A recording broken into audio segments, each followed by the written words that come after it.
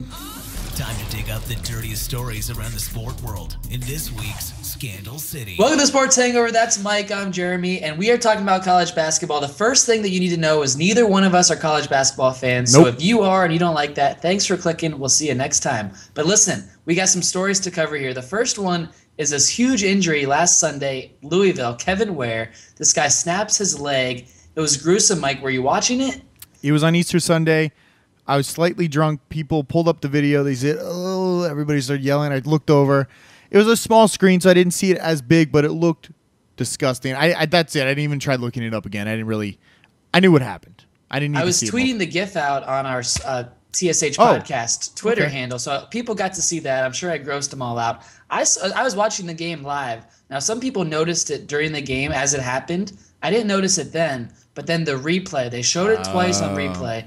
And that was gruesome. You know, Louisville players were vomiting on the bench. Their players were collapsing.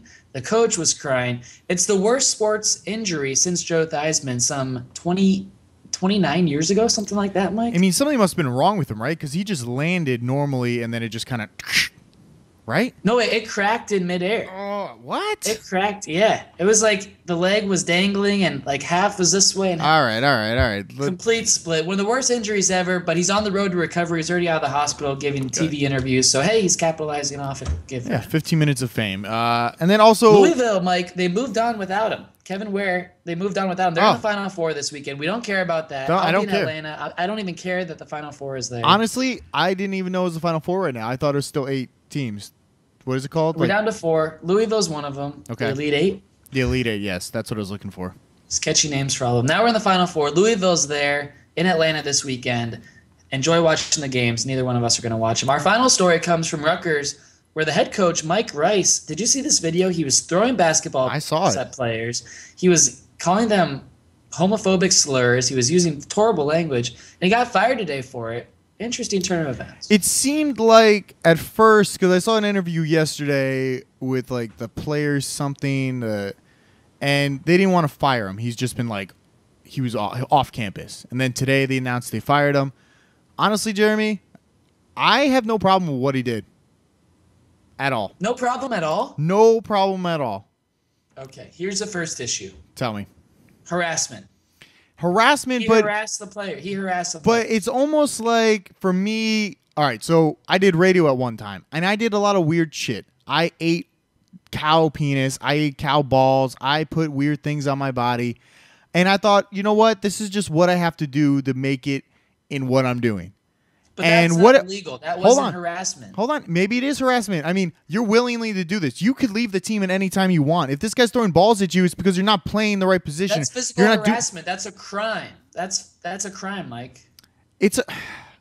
I understand. You can't physically injure someone. Jeremy, Buckethead wasn't trying to physically injure Jeremy, you. there's a lot of like lawsuits going on all day now, and people are they want to sue people. They want to get people in trouble. This guy, how long has he been coaching at Rutgers? How many years? I can't answer that. A lot of years, probably, I'm guessing. There is videotape of him. And he's done well. He's brought them from nothing to something, and he was a successful coach. They didn't want to fire him until this all came out. So I feel like this is just somebody caught wind of this, and they're like, oh, no, this isn't good. If this gets out, we're all going to get in trouble. So they jumped and, like, we have to get rid of him right away. It's almost like the paternal thing. They're so worried that they just, like, wanted to get this out immediately. Honestly, throwing basketballs at somebody, yeah, it might hurt a little, but you're playing basketball. And if we were playing hockey or something and you weren't playing your position right, maybe I would shoot a puck at you or like check you into the I've played a lot of board. sports in my life. No one's ever thrown a baseball at me because a coach was angry. That's not what you do in sports. Basketball's not a part of sports. You can yell. You can't call names. You can't be homophobic in this day and age.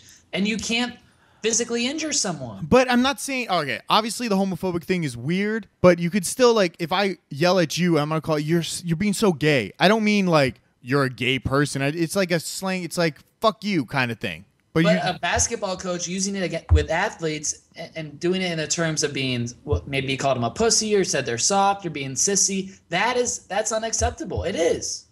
But it's just like, to me, like, okay, he's pushing him around, pushing him in position, everything like that is okay. And like, yeah, the throwing the basketball is kind of rough, but it's nothing that I think would get him fired. Like, go talk to him, be like, hey, just don't throw basketballs at him anymore. you'll be fine. I think they blew it out of proportion, got him fired, and I'm sure he'll come out. I mean, the guy looked like he has a temper. So that might be something they have to look into also. He's got a little temper. Now, I'm not going to go out there and throw basketballs at somebody because maybe I don't have a temper like Mike Rice. But it would have been okay with just the verbal stuff because I think this verbal abuse is prevalent in sports across any platform. In the NFL, are you kidding me? The offensive line coach is ripping into players when they come off the field every single time. This is common in all sports. But throwing the basketball across the line for me, and that was the worst part to me at least. Well, that's why he was fired to me. You're an athlete, and you need to perform at what you're getting. What, a scholarship to play there? You're supposed to be a good, maybe not one of the best, but you're supposed to be good. Listen to listen to the coach, play your position, and if you're not doing it right, this is what the coach does. It's like if the coach, I don't know, hit you with like a whip, is it any different than yelling at you? I don't know. I mean, it's the same. It's just like keeping you in line. It's what sports are. They're supposed to keep you disciplined. I don't think a coach is allowed to whip players. No. I don't think so either, but I'm just giving you an example. But I think it's fine. Mike Rice. It opens up a whole can of worms. We're going to do a future project on this, Mike. You may not even know about this. I don't know about it. We're going to delve into this deeper on if student athletes should be paid, because that would open up a whole nother spectrum to this. And if they are subject to this abuse, just like you were at the radio station, you got paid, right? Yeah. Maybe they should be paid to be putting up with this abuse. And that's a story for next time. Whoa! Right here. Hooking them in. On the Sports Hangover. You can find us on YouTube. You can find us on Twitter at TSH Podcast. You can find us all over the place, Mike. You can. And if we don't get molested, arrested, or abused, we'll be back sometime soon. That was your line. I couldn't say it.